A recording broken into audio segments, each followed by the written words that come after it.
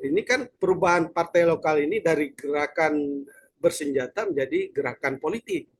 Nah, gerakan politik itu perlu kepintaran, kecerdasan dan kewarasan untuk berdemokrasi. Kalau takut menciptakan kewarasan berdemokrasi, saya pikir ya, termasuk demokrasi internal partai, jangan sampai itu saja.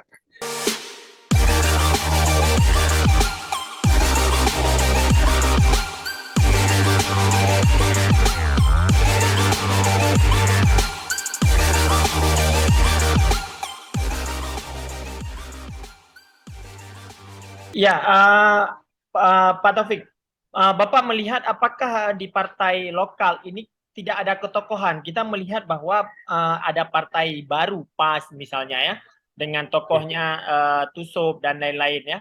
Terus ada PNA dari Pak Irwandi, PA dari Muzakir Manaf, Sira, Nazar ya. Apakah ketokohan ini akan pudar di pemilu mendatang, Pak Taufik? Ini yang selama ini kan tokoh-tokoh itu saja. Tidak ada tokoh baru yang sangat karismatik. Kalaupun ada, ini hari ini juga ada 4 partai lokal baru itu, verifikasinya juga dipertanyakan lagi. Belum lengkap ya syarat peserta pemilu. Demikian juga partai politik yang sudah siap pemilu itu, kalau orangnya itu saja, saya pikir bukan tokoh baru kan. Coba lihat bagaimana mereka mengelola partai politik. Apakah ada musyawarah yang menciptakan demokratisasi politik seperti diinginkan masyarakat atau sistem politik modern? Jadi ada kalau sistem politik modern kita mengacu pada salah satu Montesquieu itu kan trias politika. Ada lagi pakar-pakar demokratisasi politik itu peran masyarakat sipil yang non partisan itu juga semakin berperan, karena dalam teori politik itu kan seperti piramida. Elit itu kan cuma sedikit, yang banyak itu rakyat. Jadi civil society itu sebagai jembatan penghubung antara rakyat dengan elit politik yang berkuasa. Tapi hari ini civil society pun sebagian sudah terpengaruh dengan kepentingan lain, termasuk kepentingan politik, meskipun mereka tidak partisan. Sebagian sudah jadi aktivis politik, itu terserah saja.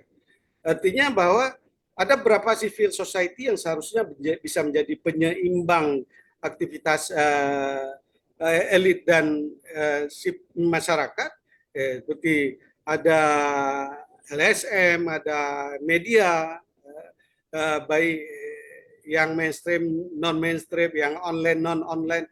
Demikian juga kelompok masyarakat sipil lainnya yang hari ini juga sebagian sudah sangat terpengaruh dengan kepentingan politik. Nah, yang kita harapkan di sini adalah dalam konstelasi ataupun konteks politik lokal, partai lokal itu harus menjadi penyeimbang antara kepentingan pemerintah pusat dengan pemerintah daerah. Nah, hari ini saya pikir otoritarianisme pemerintah pusat itu saja sudah sangat kentara, sudah sangat jelas secara politik. Artinya bahwa kita sebagian masyarakat sipil melawan seharusnya 2022 pilkada, tapi tidak dilakukan. Sementara elit termasuk elit partai diam saja. Jadi di mana penyeimbangnya? Jadi oleh karena itu tidak menjadi daya tarik bagi masyarakat hari ini. Ternyata pada saat partai politik lokal punya kekuasaan, mereka tidak merubah kehidupan rakyat yang saya katakan tadi sebagai nation state atau welfare state, menciptakan kesejahteraan, perbaikan kehidupan masyarakat, malah semakin miskin rakyat Aceh. Demikian juga tidak mampu melawan kebijakan-kebijakan pemerintah pusat yang tidak sesuai dengan kepentingan dan keinginan rakyat Aceh. Nah, beberapa hal itu tidak mampu diperjuangkan. Apakah kalah diplomasi dan lain sebagainya. Hanya sibuk mengurus otonomi khusus, uang otsus itu saja. Itu kan saya pikir sangat picik. Artinya kalau begitu dengan statement merubah strategi politik, marketing politik, berarti ya memang seperti mengurus perusahaan. Dan yang selanjutnya juga, kalau yang partai politik lama itu kan nggak pernah berubah pengurusnya, pemimpin partainya.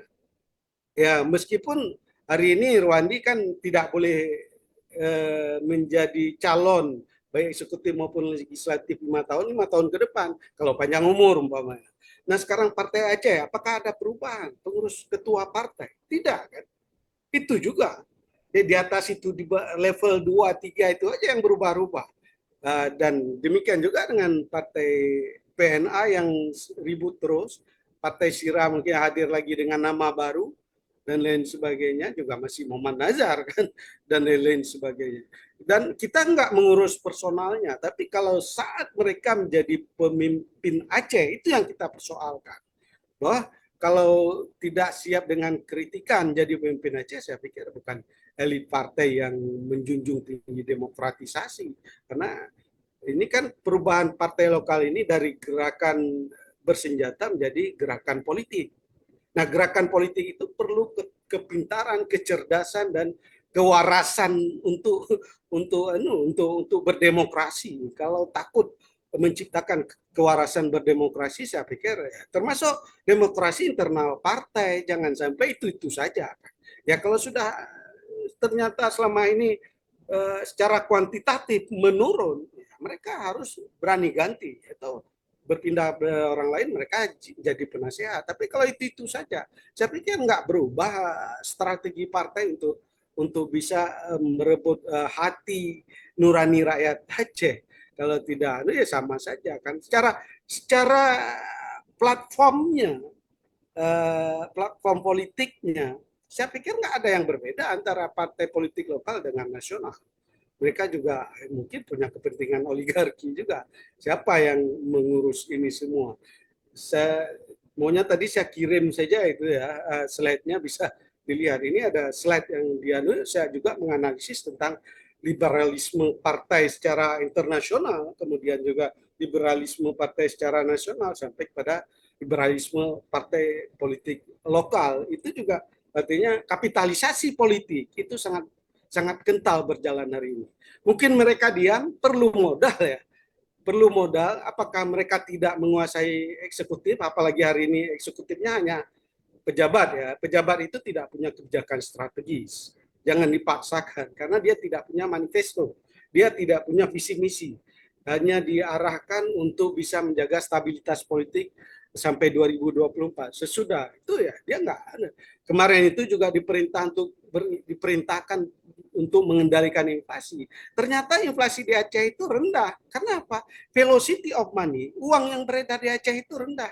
Uang itu dikuasai oleh orang-orang dan kelompok tertentu. Nah, ini sangat kompleksitas persoalan politik di Aceh, juga irisannya dengan berbagai kebijakan politik atau public policy dan kebijakan publik, partai politik dan politik anggaran ini sangat sulit dipisahkan. Demikian juga dengan sosial budaya.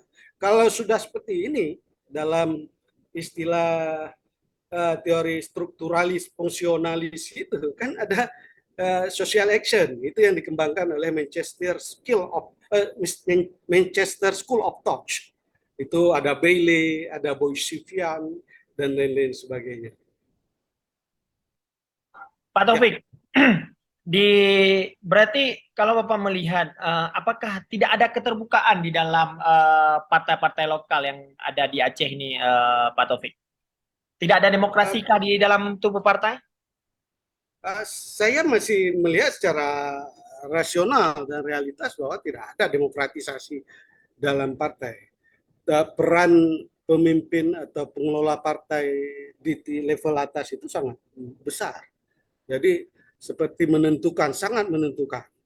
Jadi kalau di bawah itu ada hal-hal yang mungkin menciptakan iklim demokratisasi, itu tidak bisa sampai ke atas.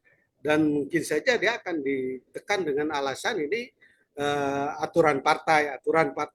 Maka tidak mengherankan kalau ada pemimpin partai itu bisa melakukan pergantian antar waktu karena kepentingan politik juga.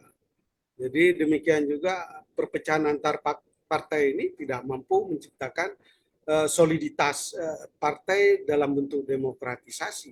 Jadi demokrasi partai baik internal maupun eksternal itu sangat mudah dibaca dan belum terlaksana sebagaimana yang diinginkan.